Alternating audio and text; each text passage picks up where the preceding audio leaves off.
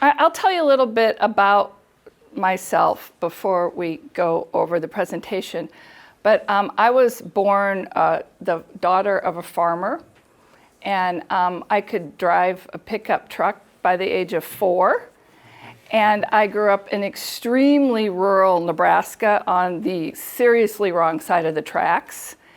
And I still pinch myself over and over again. I can't believe that I'm here. And so thank you for having me. But of course, as many young farm kids do, we live life vicariously through others, and there was barely TV back then. So I read a lot of books, and I wanted to escape, so I did, and traveled, which was the most wonderful, helpful thing. And you guys all know all that, so I don't have to talk about that to you. But I missed the farm, and so I must have been 21 or 22 years old. I have degrees in zoology and physical anthropology from the University of Texas. Very not useful things. And Cargill, for some reason, friends of friends got me an interview, and they thought I might make a good grain trader. How do I forward and backwards this thing? I'm gonna do some other things first. Oh, okay. So I started trading grain for Cargill back in the early 1980s. By the mid-1990s, Cargill had looked at trading financial instruments. So I'm talking to a bunch of finance people here, and I'm talking to the climate change class. So that's sort of an oxymoron. But if we throw agriculture into that, it becomes more of an oxymoron. But Cargill looked at some of the financial futures that were invented in the 1960s and 70s and said, gee, we should be able to figure this out.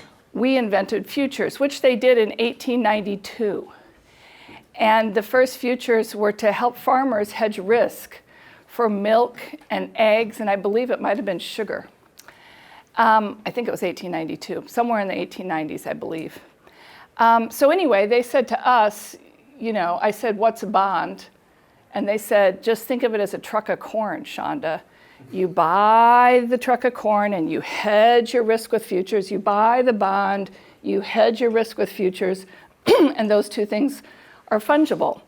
The bonds and the corn are fungible into the futures. And if there's mispricings, gee, you can make a whole bunch of money. And it was back in the day when there was a whole bunch of money to be made.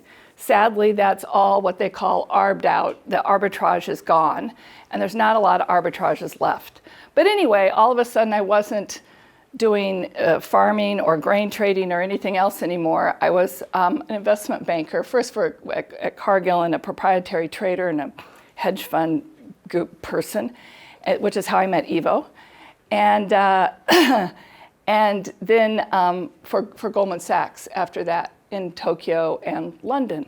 So I was outside of the United States for 13 years, and I kind of missed home. And everybody said, you're the only person we know who gets on a tractor to relax. So why don't you take all of that farming knowledge and then take all your finance knowledge and put those two things together? And I did, and I came back to the United States in 2006 and started an asset management company dedicated to agriculture. And I had to get over a couple mental things, and I talk about those more to you today just because of the weird juxtapositions. And one of the things that, and I'm gonna out Ivo here again for having extremely diverse background and growing up much of your life in a discotheque and being a genius all at the same time. So Ivo knows how to dance, even if he tells you he doesn't. But what was I going to say now before I decided to embarrass you? I sort of embarrassed myself. That serves you right. I know, exactly. What was I saying? Anybody?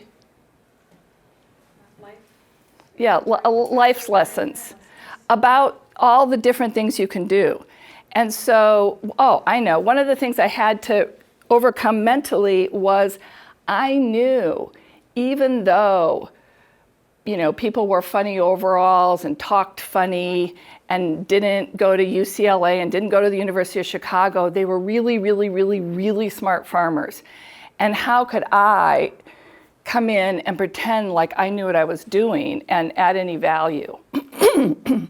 And really one of the only things and that I sort of came to the conclusion of, and I don't know if I knew about climate change. I mean, I knew about climate change and recycling and all sorts of things back then, but I didn't really realize, probably even in 2006, how much carbon we emit as farmers, and yet how much carbon we had the potential to sequester.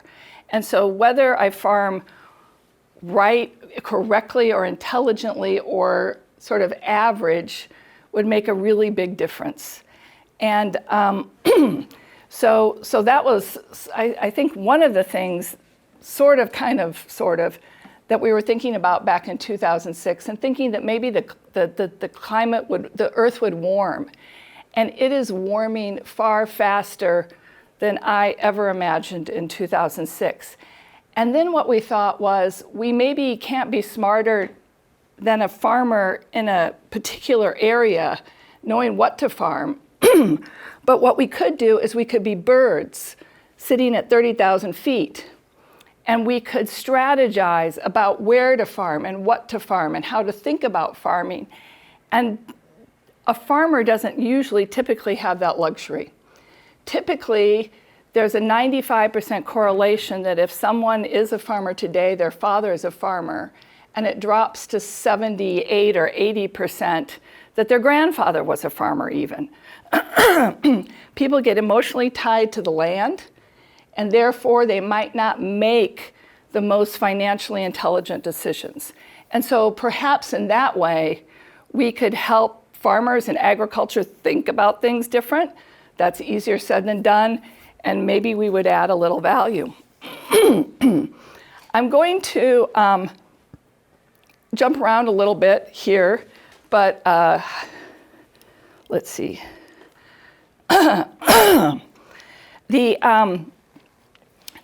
There's this terrible problem happening, and I want to overlay it on the top of our main topic, which is climate change. And I'll get around to talking about some of the things that we can do differently to sequester carbon instead of be emitters of carbon. But as farmers, I can never get away from the fact that I have to do both. But I'm also, Meyer earlier said not to worry about things, but I worry too much about things and people and want to help do things better. And we have this really rough problem already, and it's happening far quicker than I ever imagined, and that is that all over the world, we are losing farmland, and we're losing access to food. And you guys, I will bet you in the next 12 to 24 months, you'll remember me sitting here talking about this as tomatoes and rice and all sorts of things you're very used to having, lettuce, disappears from your grocery shelves. And we have the floods in Pakistan. We have India stopping rice exports, or they've put a levy on it and they're stopping many kinds of rice and they're only letting basmati be exported. We have devastation in much of the world. I have farmed for years on the Mississippi River in the Mississippi Delta, and I saw a photograph today on Facebook. You can walk across the river, and I'm sure many of you have seen that on the media in the last couple weeks, and that is really terrifying. Yes, I don't want to take your water, though. I'm sorry, I should have brought some. Just, I have bad allergies. Thank you, thank you. No, I'm okay. I've been in a plane, and I have allergies, so I apologize. Thank you so much. Anyway, so let's start with just here in California. In 2019, there was something like 170,000 acres. I don't know if I have that there or not. Anyway, there was the PPP is preventative planting. It's a number that the U.S. Department of Agriculture takes in. And then there's fallowed acres. And that's really how we know when acres are coming out of production in the United States. And that number was somewhere around 160, 170,000 acres in 2019. And it's jumped to 531,000 acres. Forecast, actually, those are the actual acres in 2021. Who knows what will happen in 2022? It feels worse to me. And we have this little thing, and raise your hand if you've heard about it. 20 or 30 years ago, the U.S. Bureau of Reclamation declared a project on the Colorado River because they were worried that the states that border the Colorado River, that take the water from the Colorado River mostly to irrigate, 80% of it's to irrigate food crops, wouldn't get along together. They really wanted the states to work it out amongst themselves. But they said, just in case you don't, we're going to put some metrics on when we think that there's a really bad problem. And I think it was August 16th or so, the Tier 2 water restrictions came into place. That gave 7 or 6 of the states and the country of Mexico the red light, I guess, and gave them 4 to 6 months to work it out, or they're going to come down heavy, and they're going to have to cut 512,000 acre feet of water. That's so much water. And Arizona is very, very interesting in that. So it's the second largest producer of fruits and vegetables in the United States. And if they cut Arizona, we're all in trouble. And we're just talking the US here. I mean, the rest of the world is in equally dire straits. It's pretty tough. And if we go to Tier 2B, and all it takes to go to Tier 2B is Lake Powell and Lake Mead to drop another 2 feet. And then we invoke Tier 2B. That will cut 10 or 15% of the water usage in the state of California for agriculture. So number 1, Arizona will be, and number 2. And Ivo and Meyer are both more optimistic than I am sometimes. I tend to worry too much, and I think technology is great, and you guys, thank you for saving. We were kind of stupid, and you guys have to save our bottoms, and I'm sorry about that, and thank you. But it's not going to happen overnight. We're not ready to be there anytime soon. So that's a terrible problem. I don't know if I say it here. Let's see, significant food producing areas of the U.S., increased risk, yeah.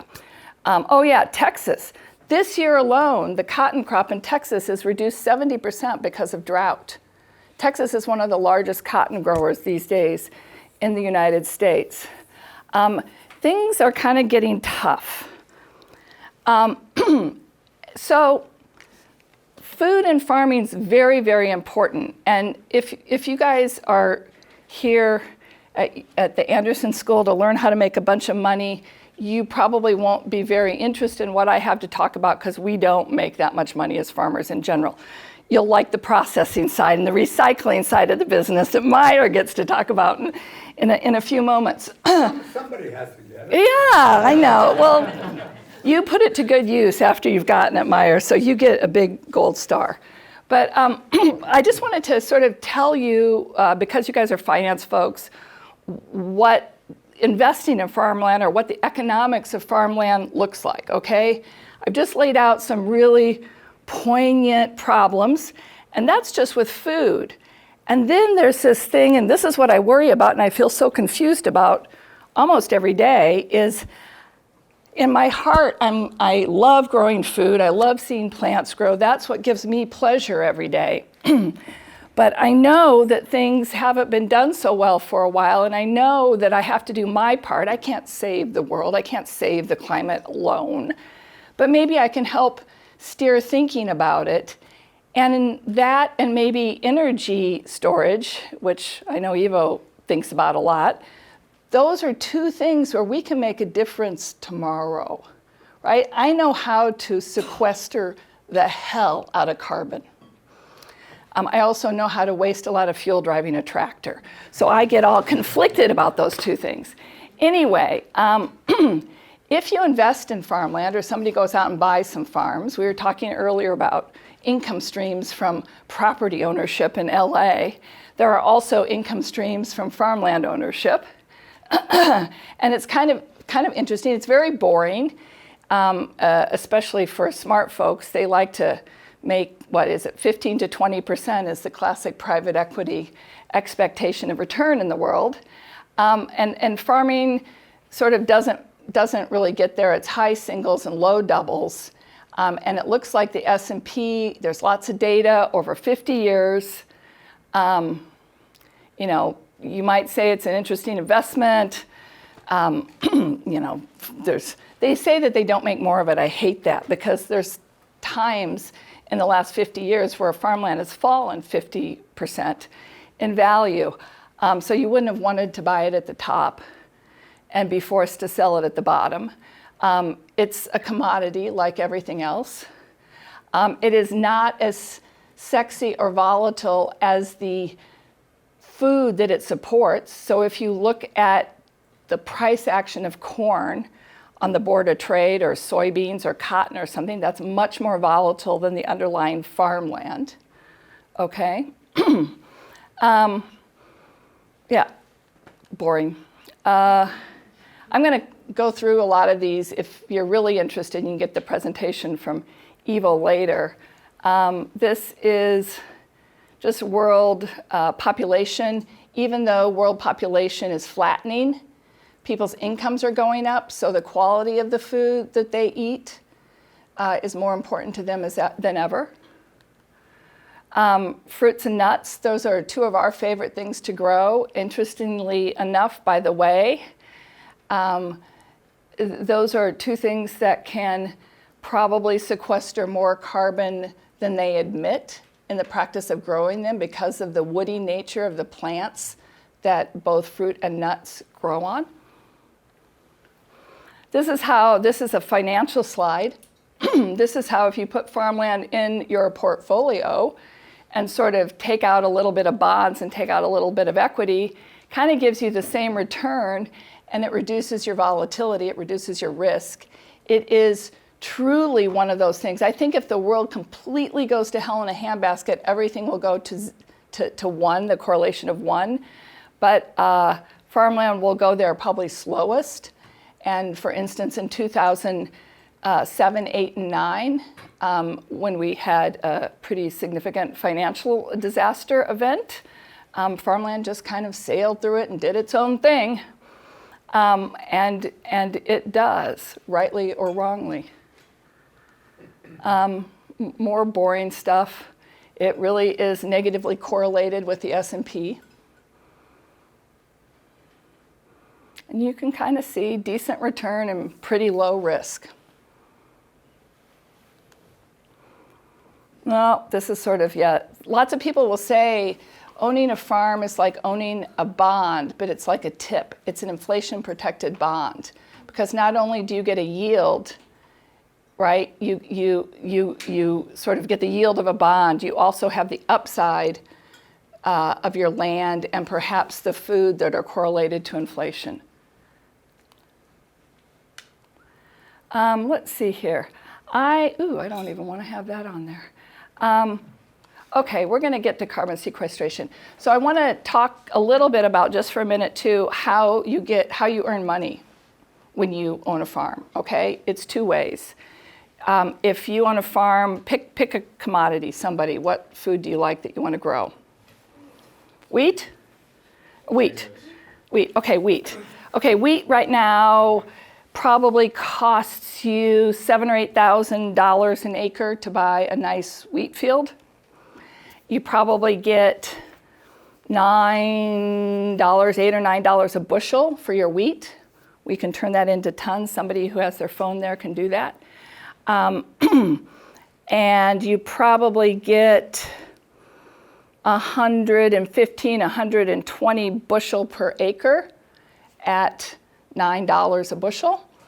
And so my guess is, I don't know, that's probably a 5 or 6% return right now. It's super high. Historically, in the last 10 years, that return that you get from what you grow on the farm or from the rent you get from a farmer, although that's a little lower on the risk scale, might be 5, 6, 7. If you get cash rent, it might drop to 3 or 4%. And then, of course, if you want to sell your farm in 10 or 20 years, you get capital appreciation, right? Farmland, the wonderful thing about agriculture is it's been around a long time. It's not some new crypto something or another that doesn't have much data. And so farmland has lots of data. Anyway, since 1950, farmland's appreciated. Row crop farmland primarily for wheat, corn, cotton, soybeans, things that you cut every year. That's called row crop.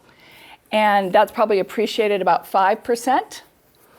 If we think about permanent crops, nuts and berries and things that grow on trees, you have the risk that something happens to that little tiny factory that's sitting there on your land, right? That has a lower capital appreciation historically of about 3%, but it has a higher current return because you expect more from it, right, of 6 or 7%. And so putting those two things together makes a lot of sense. So that's what I've done since 2006 till today. And I have this funny mind that's always thinking kind of in an arbitrage way and valuation. And you know, I look at something and say, what can we do with this thing? But lately, all the stuff on the first page has been bothering me more and more and more. And I think about, and there's talk, more and more and more talk about carbon credits and the emitters actually having to pay for what they emit. And sometimes I say to myself, am I emitting today? I'm driving a big tractor and then I take my semi and I drive my grain to market. Or am I sequestering carbon? And I think that we've come to the conclusion that whenever we grow bushes or trees and have food on those bushes and trees, we in fact probably sequester far more carbon than we emit. And so here, I've done for you our calculation, and you can get it later if you want it. But I basically took the price. If I went out and bought an acre of land in Oregon, let's say, for $10,000 an acre, and I've done this, by the way, or a hazelnut farm for $8,000 to $10,000 an acre, it would cost me less for a hazelnut farm, more for a blueberry farm. I'd have to put a bunch of CapEx into it, irrigation and the cost of plants, and I'd have to take care of the trees for 2 or 3 years in the sense of a hazelnut farm, or the bushes for 2 years in the case of a blueberry farm. And so my development cost for that acre, even though it would only cost $10,000, my development cost would be about $28,000 for a blueberry farm and $15,000 for a hazelnut farm. And my blueberry farms have 1,452 blueberry bushes per acre on them and 268 hazelnut trees per acre on them. And so then I say, gee, I mean, I don't know, do I believe the science? How much carbon does a bush sequester? How much carbon does a tree sequester? I Googled it, looked at some scientific government sort of research. I don't know if that's right or wrong. It's one of the many questions I have about this crazy world and universe that we live in. But assuming that it's right, how much pounds of carbon each acre sequesters in a year. And we're going to go and look at the returns of a typical blueberry farm. In fact, we can go there right now, or a typical hazelnut farm.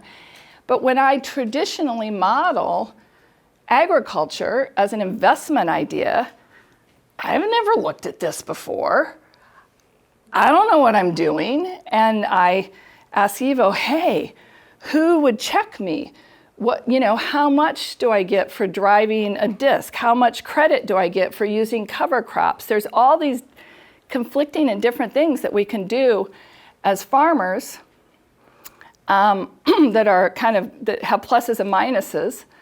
But let's just say that we use cover crops and we don't till up between the rows and we don't leave bare soil around our hazelnut trees, which is the usual cultural practice in the United States.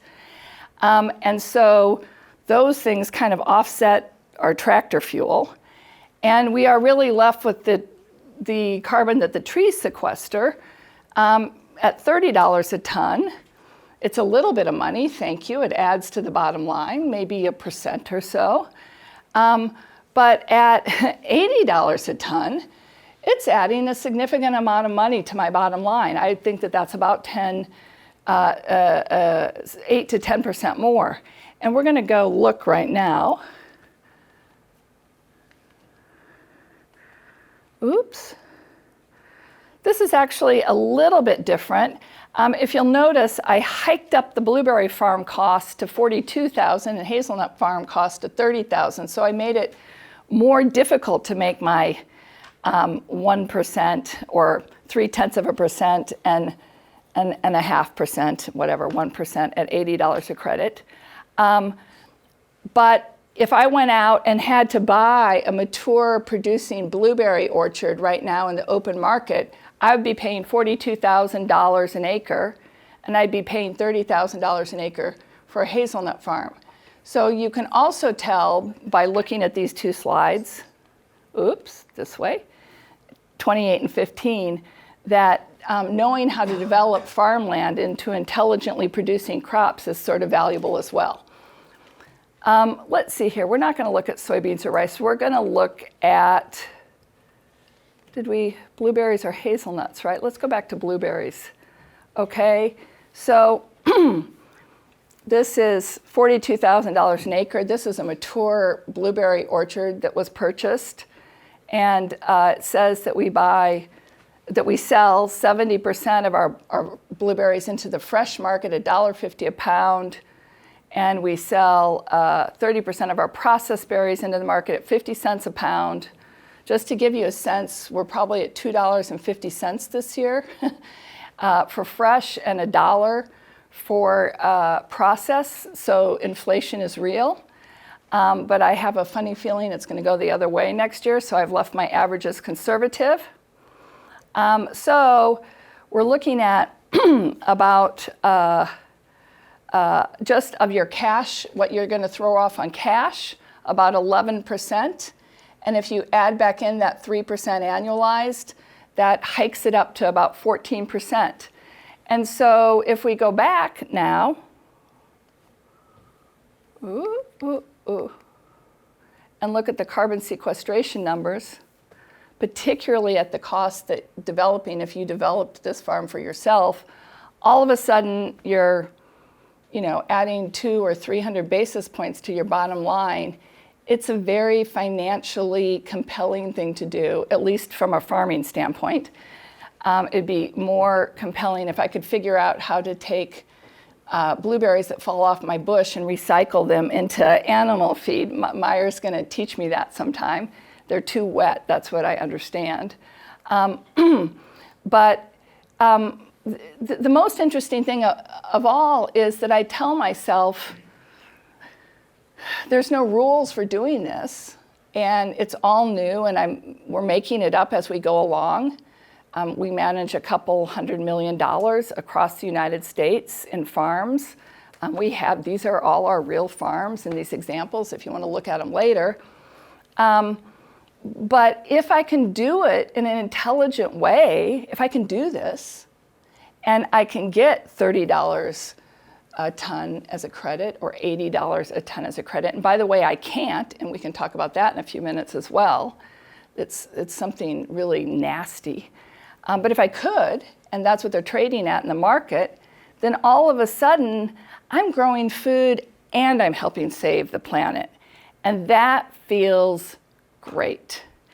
And so the rest of this, oh yeah, you can pack berries and make a little bit of money, and you can do some of this and that and the other thing. And those are all of the different things we do together and what returns look like.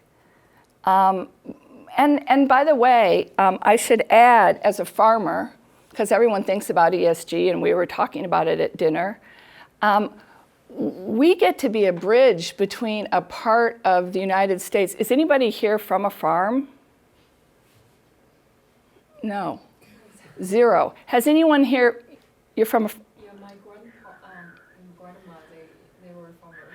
I spent my summer vacation on a farm. Right, cool. Anybody else even ever been on a farm? A few, okay, good. Phew.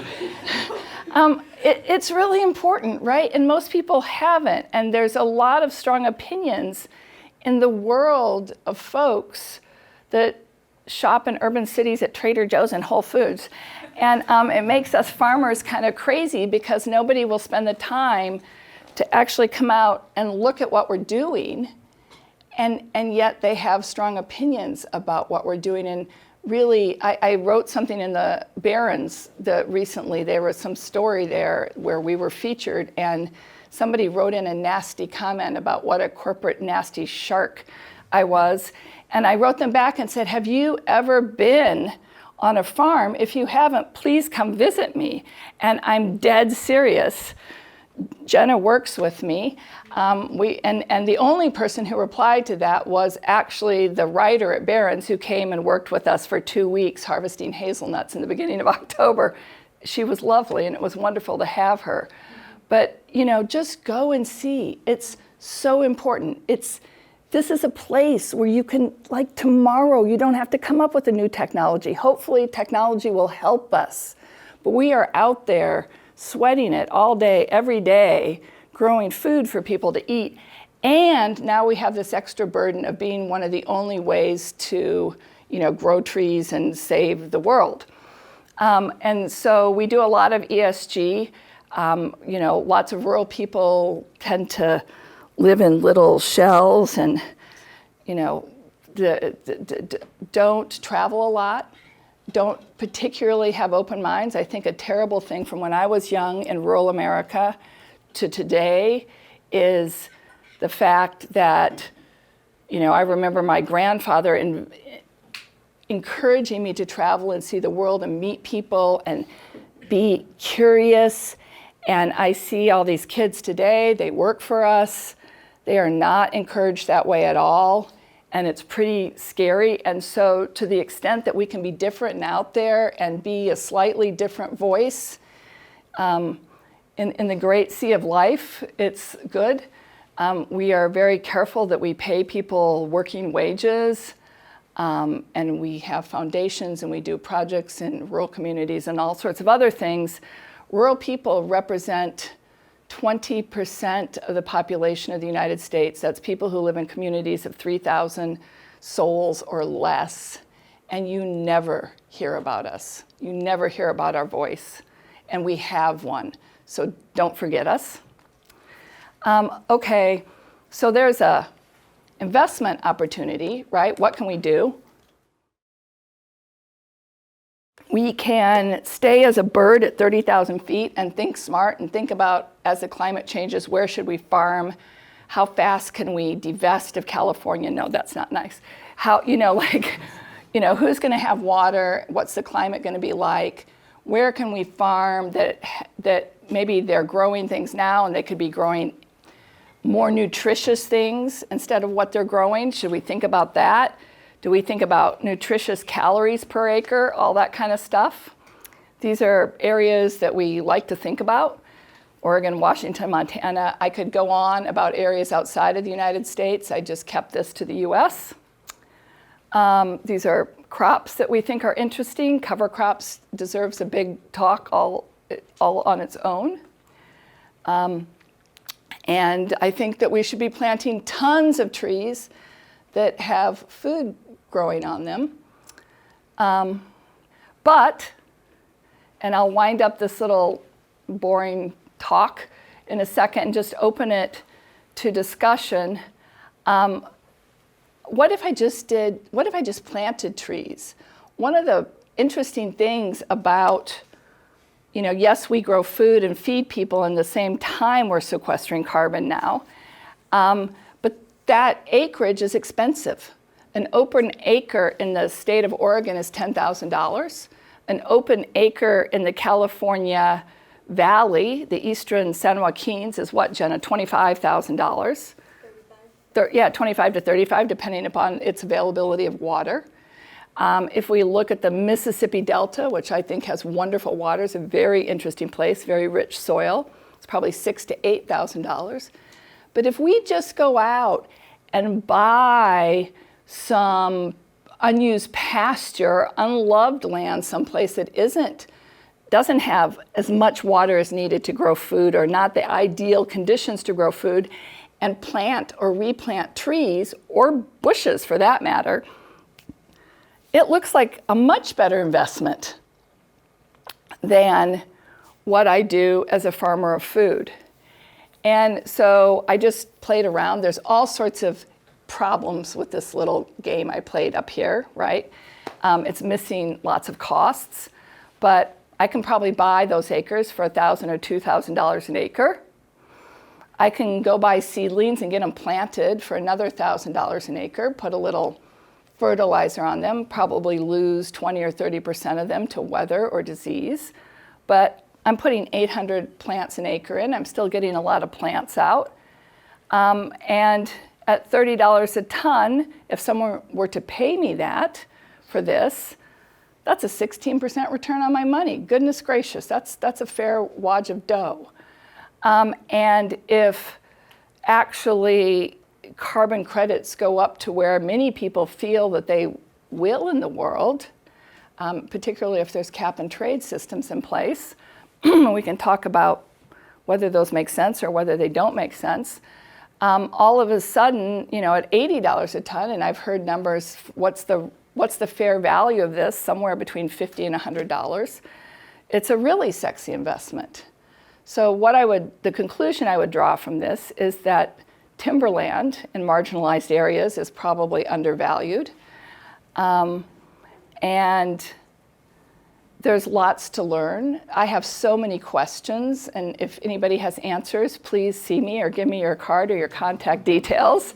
I wish that there was some magic model, Evo, that could be built where we put in, how many times I cross a field of my tractor, and all of that kind of thing, and then all the good things that we do to grow the food, and then becomes, do we have to hurry and grow it with tractors and tons of fuel because people are going to starve? Or do we say a really nasty question? There's too many people on the planet. They're just going to, just like myxomatosis and bunny rabbits or something, some horrible thing's going to come along and kill off 20% of us. And so the planet will rewrite itself anyway because it will win over we stupid humans. I don't know. But thinking about this in a different way, nobody thinks about farming in terms of nutrition per acre. And we were talking earlier, does that mean calories per acre or nutrition? And there's a difference between calories and nutrition. That changes what I grow and how I grow it and where I grow it if I think in those terms. And does anyone even care? Maybe not yet, but maybe soon. It becomes a very exciting industry, even though returns aren't that sexy. And whether I do it professionally for other people or whether I just do it for myself, it's probably what I'm going to do for the rest of my life. And now, questions? Yes. Just kind of curious, is there a trade-off you have to accept sometimes when it comes to planting crops that sequester carbon and consume large amounts of water? Every day, all day long, right? And the world, I am so tired of and of everybody just, I want to save the world and save my community and da-da-da-da-da-da-da. Because when you get in the trenches, it's tough, and you make compromise. And I think about how polarized we are politically in this country now. And I think about, I have a British passport as well. I lived in the UK for 13 years. And I think about the question and answer sessions. It's more polarized there than ever too. It's not just us, but the Q&A and people getting along and going for a drink and solving problems. I somehow think that it's because they have a better understanding of a gray world than we do. And every day I say, do I go for this because I'm making food, because I know we need more rice? We grow ancient grain rice in Mississippi, and it's wiped out everywhere. California had a terrible rice crop this year, as well as Pakistan. India's not exporting, and China's keeping it all for themselves, right? People are gonna need rice next year, and it's gonna be tough. And so do I just keep watering it? Do I keep watering it in hopes that I find a better, more intelligent way to water it in next year or the year after next? And so it's hard and messy and dirty and super interesting. I mean, on that note, I'm so curious how you balance the things that's being thrown at you every year. There's less water, or fire in this region, or what have you, and also planning for the future of like when carbon credits can become available, or like if there is this tier 2B kind of thing that really impacts your crops. It's a lot. It's that part of that messiness. But how do you balance doing both of those things? You just keep walking, right? I can't even worry about beautiful balance. I just keep walking because stuff comes. We had a fire that broke out in Oregon 2 years ago. Our farm was it hit overnight. We had a 60-mile-an-hour windstorm, and the flames came over, and it went from a 6,000-acre fire to an 80,000-acre fire in 24 hours. And there's just nothing you can do. There is no planning really except, okay, this is the little box that contains the things that are really important to me. Like, do the best you can. We were talking at dinner. That is all I can do on many days. But generally speaking, if you keep going and you keep doing the best you can, you just walk through it. And it gets better, and something happens, and some opportunity presents itself to you. And to take it. And that is sort of how to lead, I guess, and interesting. I'm so lucky to have lived this incredibly interesting, fascinating, very, not necessarily financially rich, but rich in experiences life.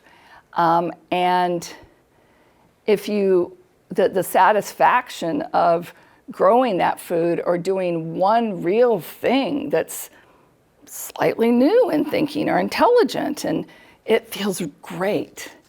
And that's really fun. I don't know if that answered your question. So I'm just curious to what extent soil erosion is actually a problem. Terrible problem. And so given that it is a problem, if the quality and the content of the soil were improved, how would that change the map here on carbon sequestration and all that? If you have some sort of abstract idea of that. Sure, it wouldn't in this exact example because this is trees only. But soil erosion, having poor quality soil or eroded soil, which creates poor quality soil, is a terrible thing. It means that your roots can't grow very deep. It means that your yields are going to be lower.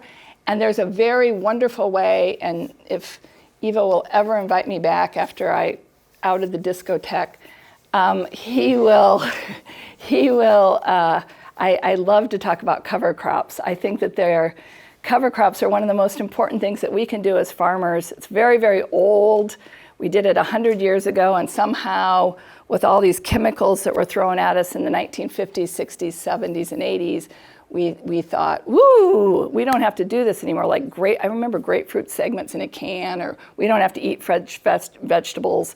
And of course, they're much better for you real, and we've swung the other way on that in this country, but that's true with chemicals as well. And so using the practice of cover crops stabilizes the soil. And I think it also prevents some of the bacteria and methane that when you have organic decomposition, right, it prevents it from escaping. And so it has a dual function, and it's one of the most important things that we can do as farmers. So, sorry, can I just ask one follow-up question to that? Because I know like covered crops, I've read a little bit about their use like in rural communities, like in the Appalachians, like bluegrass or Yes. Soil inundation in like Amish communities.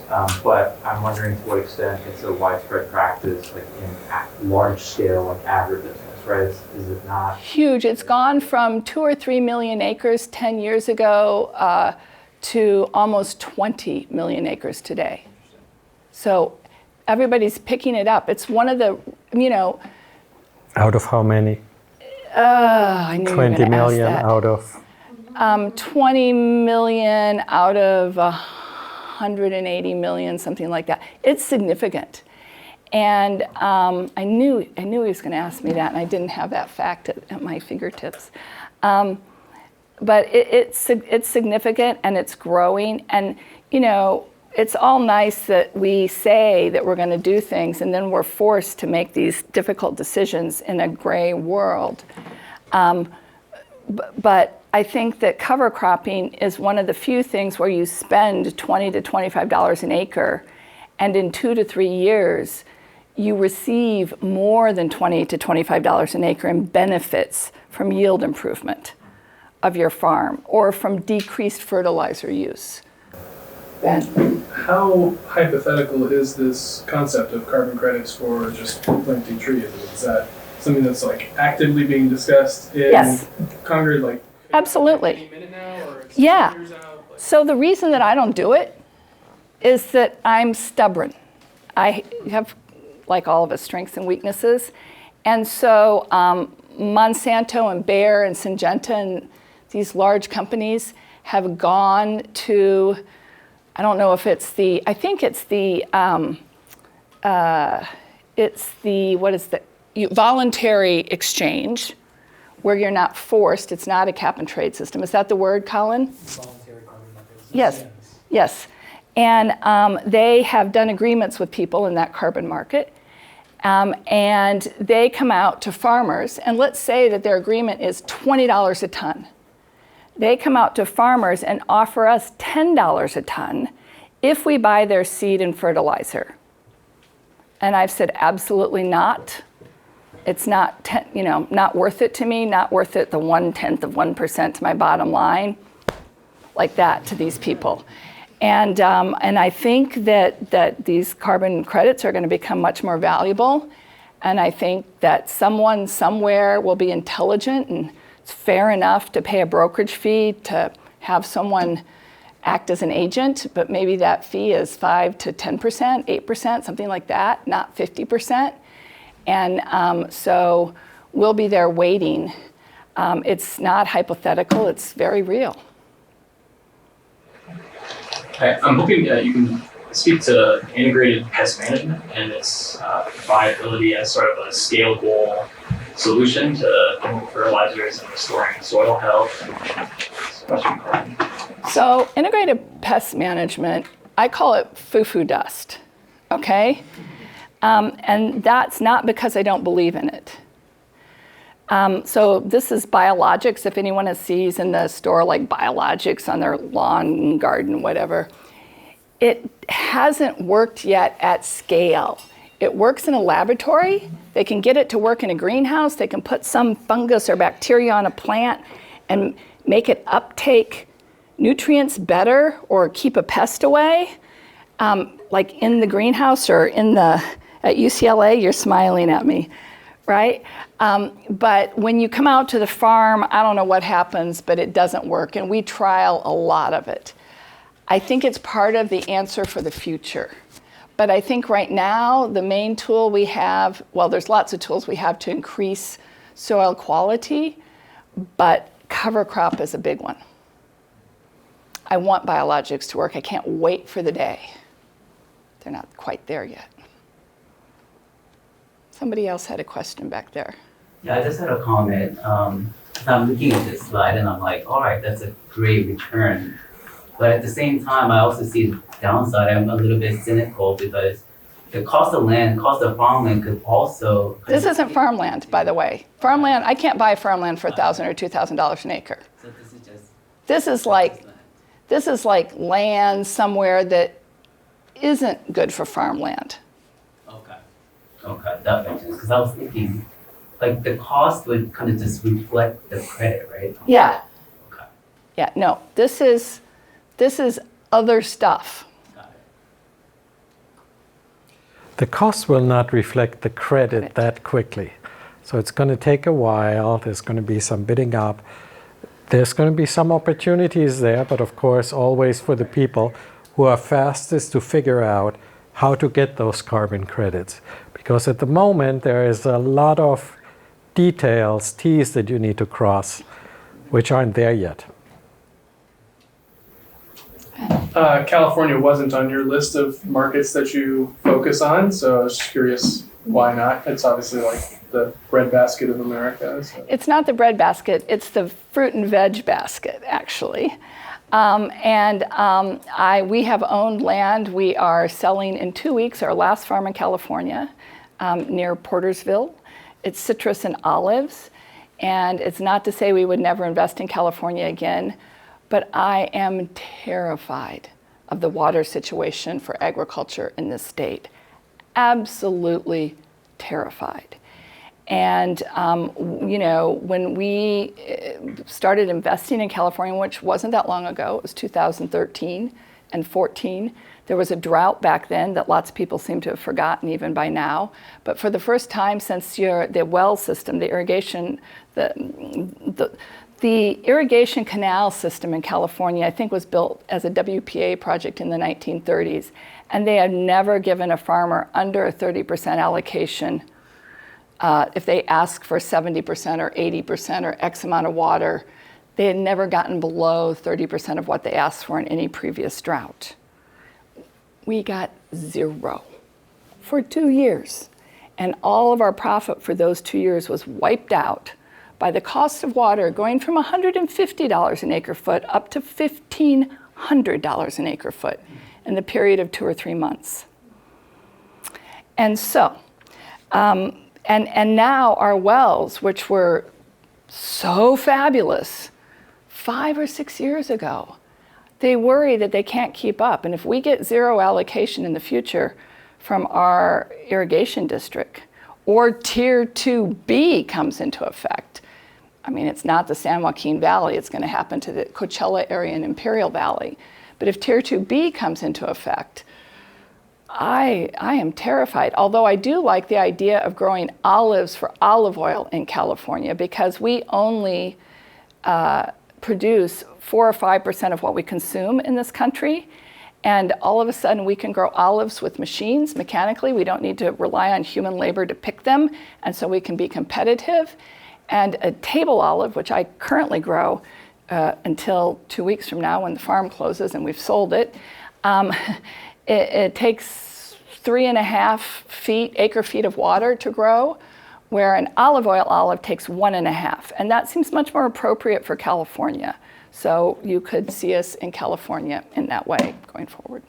But I'm trying to think of where can I grow crops that are historically grown in California and other places. That's one of the investment opportunities, Colin. Does whoever is buying that farm share the same concerns about water? Obviously not. Yes. I have a follow-up. So do you see other funds similar to yours having some of those similar concerns? Like, are you seeing a lot of de-investment of farms and stuff in California in agriculture? There are several big, there's one of the few listed REITs, the Gladstone Group. It's primarily here in California. I don't know, in the past 2 or 3 months, I don't follow our competition so closely, but we haven't seen it, or I haven't heard about it in the marketplace very much yet. mentioned being able to automatically pick the olive oil almonds. Are there any other technologies that can kind of Automate things? Yeah. Yeah. So FANUC, the Japanese company, is the maker of the best robots I know that are used in ag, and they are a little ways, probably a long ways off. A human can pick much faster than a FANUC machine so far. But picking machines and pruning machines are coming on strong, and any engineers that are interested in working on agriculture equipment, we've had a big brain drain there. The people who pay a lot of money, the John Deeres of the world, don't concentrate on little machines. And so we need help, and there's lots of opportunity to make a big difference. Kevin. Sure. You touched on some of the areas in the U.S. where maybe you're bullish, especially with a bit of a changing climate, water resource availability too, and I was kind of interested if you took out a crystal ball and thought more globally too, especially over the next couple of decades when we can expect more of a changing climate. Where do you see some of the optimism with respect to growing food? I still like Eastern Europe as long as we don't have a world war, right? So Lithuania, Estonia, those places are very, very interesting. I think that Mexico is phenomenal. Again, there's issues, right? Obviously narco issues. But I spent some time doing due diligence on some companies in the western sort of Sinaloa, Michoacan area, not very safe. But what amazing land, what phenomenal water. And the kids coming out of the universities are extraordinary. The irrigation technology that is used in that part of Mexico today far exceeds what we have in the state of Oregon, for berries anyway. It's really interesting. Yes? Okay, awesome. Forgive me if I missed this, but what's your smallest farm? And then like your biggest, maybe like average? And then is there a point at which like the size of the farm makes these questions more complicated to solve? Or is this all like agnostic to like how big the farm gets? It should be agnostic. When we first got in the business, large farms were trading at a discount to smaller farms because fewer people had the capital. Now there's a lot of institutional players in this market. And so big farms trade at a premium to small farms. So when we invest, we look to invest in a region or an idea, and then we aggregate up smaller farms. So it might take $5 or $10 million to go into a region to do all the work necessary. But if my neighbor's field is 40 acres and costs me $1 million, I'll go add it in. And it becomes that. Anything else? Ready, Meyer? Oh. Ready. Okay. Well, holler later. You're next. Now, the beautiful, handsome, dynamic Meyer Luskin is here to tell you how to turn what I waste on the farm into an extremely valuable product.